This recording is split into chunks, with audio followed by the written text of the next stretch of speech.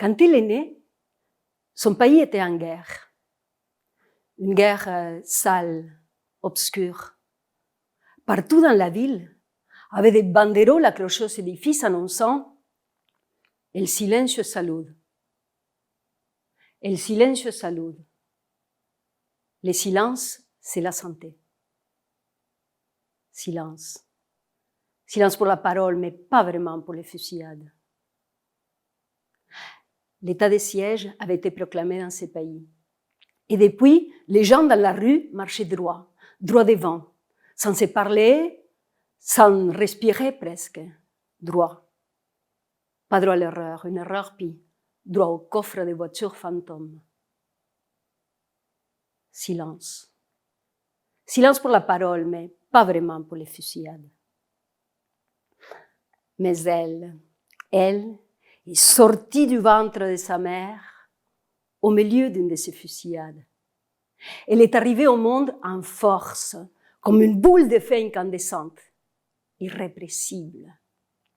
Au moment de sa naissance, elle avait crié si fort qu'elle avait couvert. Pour un instant, mais elle avait couvert le bruit de guerre. Il a grandi ainsi, lucide, lumineuse, au milieu de la dictature. Elle avait appris à vivre sur le filo de la navaja et sur cette corde raide. Elle voyait des choses qu'elle ne pouvait pas dévoiler.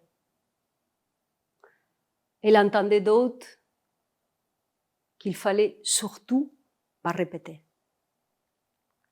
Un jour, elle a vu son père enterrer un par un ses livres dans le jardin. Certains de ces livres. Ce jour-là, perché tout en haut d'un vieux citronnier qui dominait le jardin, elle l'a observé. Et elle voyait la terre éventrée se remplir de livres. Soigneusement enveloppés, comme pour l'éternité. Et au début, parfois, puis de plus en plus souvent, les camarades de son père et de sa mère se réunissaient dans la maison, dans la cave, en secret. À chaque fois, sa mère lui demandait de partir loin. Anda, hija mía, anda, lejos, lejos. Jamais elle n'avait demandé pourquoi. Elle savait qu'il ne fallait pas savoir, qu'il ne fallait rien savoir. Alors elle partait. Elle partait loin, loin de ces lieux où tant de choses se tramaient, se complotaient, tant de nouvelles interdites circulaient. Elle partait loin d'un jardin vers son citronnier, son compagnon d'aventure depuis sa plus tendre enfance. Et elle grimpait, jusqu'à la plus haute branche. Et là, elle fermait ses yeux et elle plongeait dans ses pensées pendant des heures et des heures. Jusqu'à ce qu'elle entende la voix de sa mère venir la chercher. « Hija! Hija mía !» Elle ouvrait les yeux, sautait de branche en branche, et une fois au sol, fium, elle filait comme une flèche à la maison.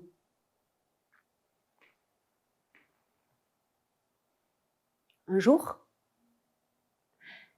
elle a vu les camarades de son père et de sa mère arriver à la maison. Ils étaient moins nombreux que d'habitude, et plus tendus. Elle les a vus descendre un après l'autre dans la cave. Et sa mère, comme à chaque fois, lui a demandé de partir loin. Anda, hija mía, anda, lejos, lejos. Et elle partait. Elle partait loin d'un jardin vers son citronnier. Elle grimpait, jusqu'à la plus haute branche, sa branche à elle. Et comme toutes les autres fois, elle s'est envolée dans ses pensées. Le temps a passé. Et à un moment donné, un bruit.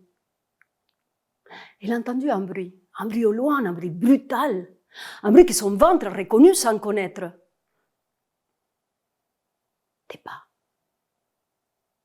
des pas, des bottes insolentes qui franchissaient sans peur, sans pudeur toute barrière, des coups, des portes cassées, des cris, des cris, des cris. Elle a serré sa branche de toutes ses forces. Elle a fermé les yeux comme pour ne pas entendre, comme pour tout entendre.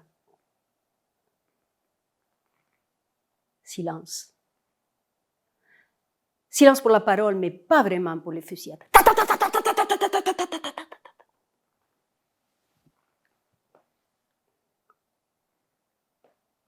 Les citronniers frissonnaient tout entiers. Une nuée d'oiseaux blancs s'est envolée vers le ciel. Elle est restée figée sur la plus haute branche, en silence. Elle s'est mise à pleurer. Ses larmes glissaient sur les citrons, effleuraient leur peau et tombaient, acides et amères sur la terre. Acide, amère, sur la terre acide, amère, acide, acide et amère, acide et amère sur la terre.